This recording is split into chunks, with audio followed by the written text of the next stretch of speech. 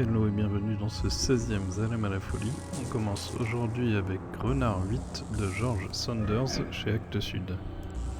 On lit ici ce qui s'avère être une longue lettre de Renard 8 destinée aux humains.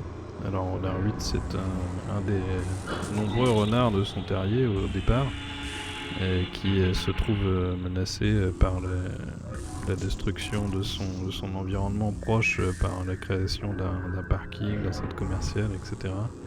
Et qui va donc décider ou être forcé de partir de cet endroit et avoir de nombreuses relations, d'où sa mère, voire même un peu plus que ça, avec les humains. Et donc cette lettre à cœur ouvert qu'il nous écrit.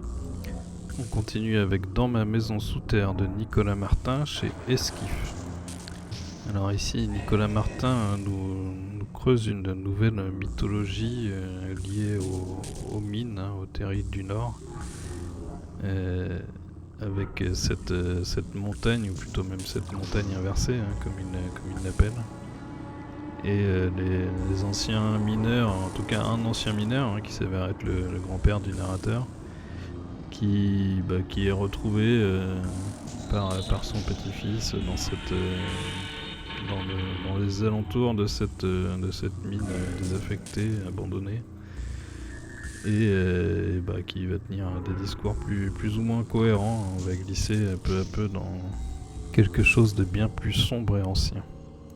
Et on termine pour aujourd'hui avec La Fête des Ombres de l'Atelier Sento, c'est chez les éditions Iseki Nicho.